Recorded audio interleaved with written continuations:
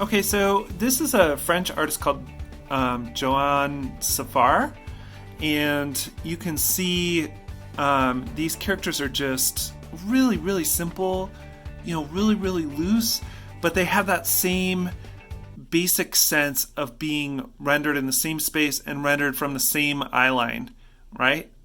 So you can see how the structure doesn't need to be overpowering. You can just sort of lay in a little bit of the structure, then kind of line it up, and then have fun with drawing it. As long as you think of the camera always being the same and have just a little bit of that sense of space, right? So see all of these guys, it's amazing how Joann can just sort of accurately create space really, really rapidly and then just have fun with the drawings. So I'm going to try to sort of just freely do this, do the spatial stuff really minimally, and then draw these characters in a fun way. So, all right. So we have, I don't even think that Joann Sfar uses pencil at all. But I'll just give myself a few marks here, right? So we have this, let's just base all these dudes on little cylinders, right? I think that, I think that we're looking down on all of them. So I think the camera is above them, even though they're big, right? This guy is a normal human, this guy is a giant monster, and this guy's a giant tree. So the camera is way above them. And then he just has his hands in his pockets, right? But, this arm is on the other side. We can't see it. We have the 2 feet standing on the diagonal.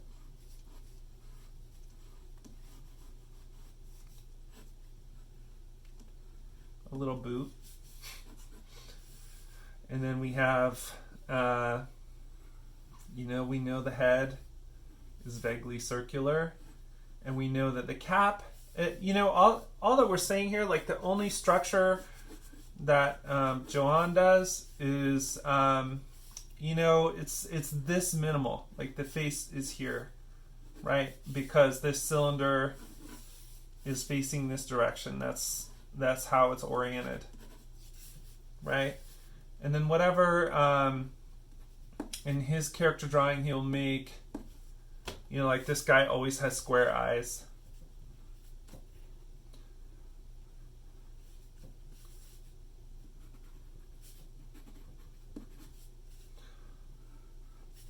Cool, right? So you see that, you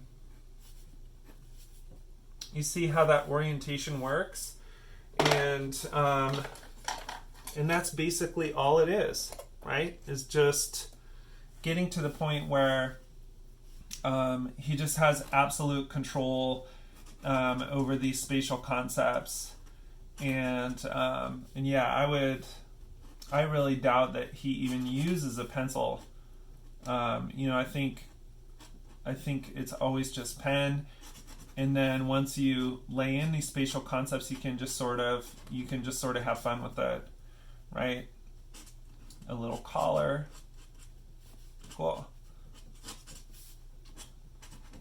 Okay, now I think, I understand the space a little bit for this character. So I'm gonna do this little tree guy. See the mark, like he just vaguely has a grid, right? But we know the way the grid is going because we've done that spatial work. He has suspenders. His hands are in his pockets. And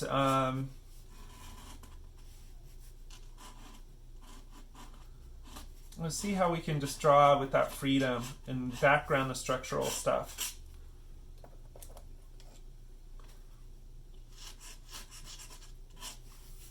Some wrinkles.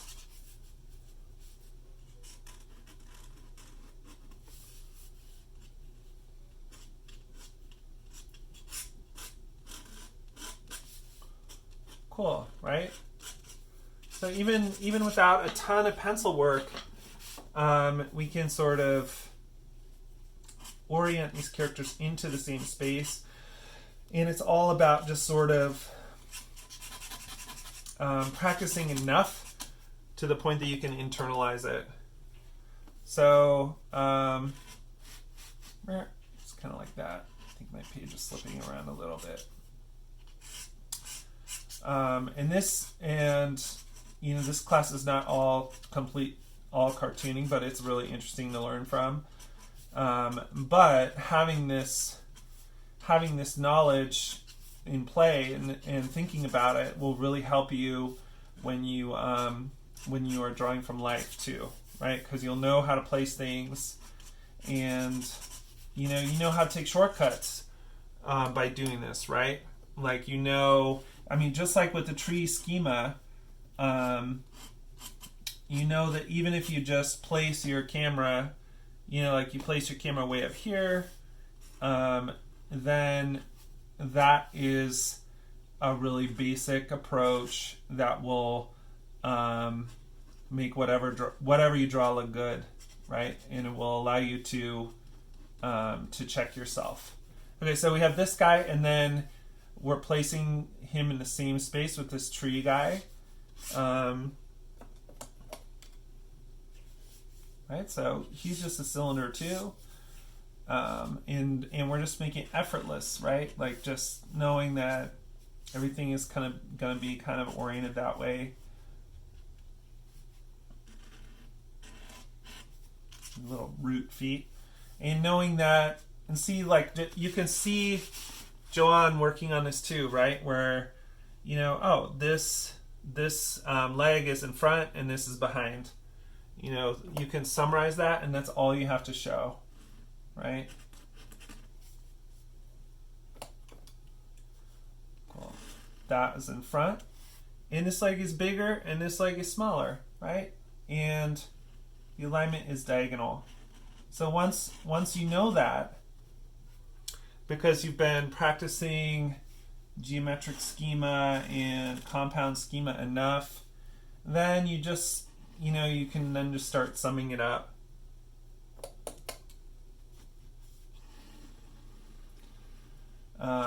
It's weird you're just trying to put all of this stuff in your head together, right? And these little rules are really obvious when you think about them. Something closer to you is bigger, right? Something further away is smaller. And you have to be able to view stuff from the side, right? You can't always draw whatever it is in that frontal view that you learned as a kid, right? Now, we're not really working too hard on this, right? We're just kind of like, okay, we're not even doing anything anatomical, right? We're just doing like, okay, he's got a big arm here, and he's got, these weird kind of tree-ish claws.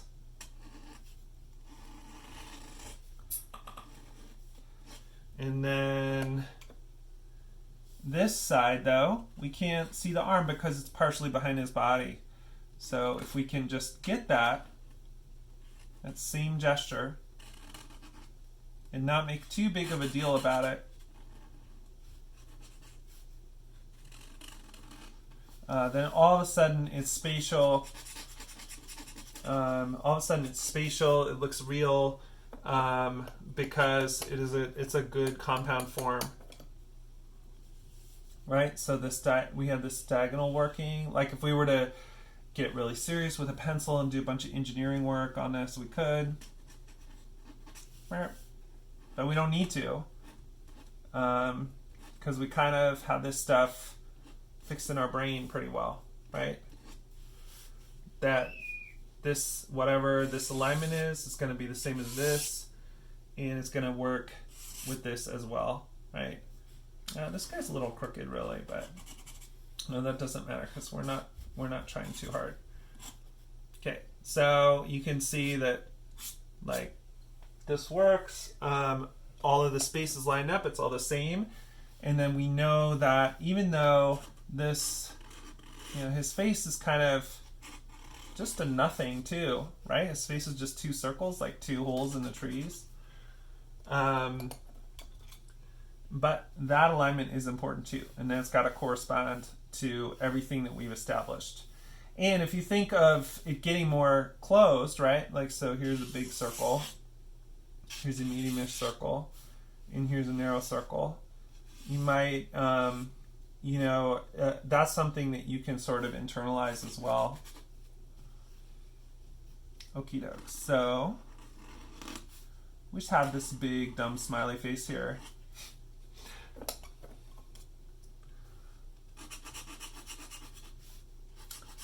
We can paint that black later.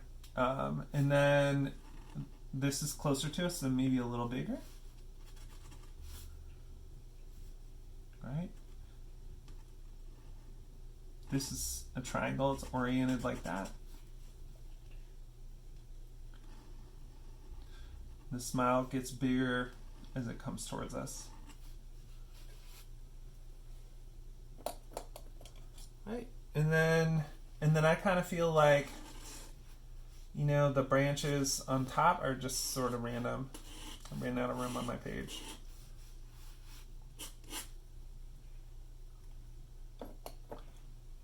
But still, you could, it's sort of like you've done enough. You've done enough to make it spatial. You got there, and it's fine. And branches, we have ways of making branches spatial and making them correspond to these forms, but it's true. You can just kind of ignore the structure and then just have fun with the drawing from this point on, right? So so just like that. This is in practicing characters. I will always practice characters because I don't know, it's just fun to draw things with a face, and always just think about these little simple spatial rules and try to get them into your unconscious, right? So you don't always have to have a list of things you need to do and write them down. So one of the most fulfilling things is just being able to grab a pen and doodle, and especially if you can draw like a weird tree monster or a little three-dimensional fox or something. It's just satisfying, and being able to quickly construct space will take you to the next level in drawing. When you're drawing from life, when you're looking at a model and you sort of have this quick sensation of what space is about, it's really, really fun to have that power.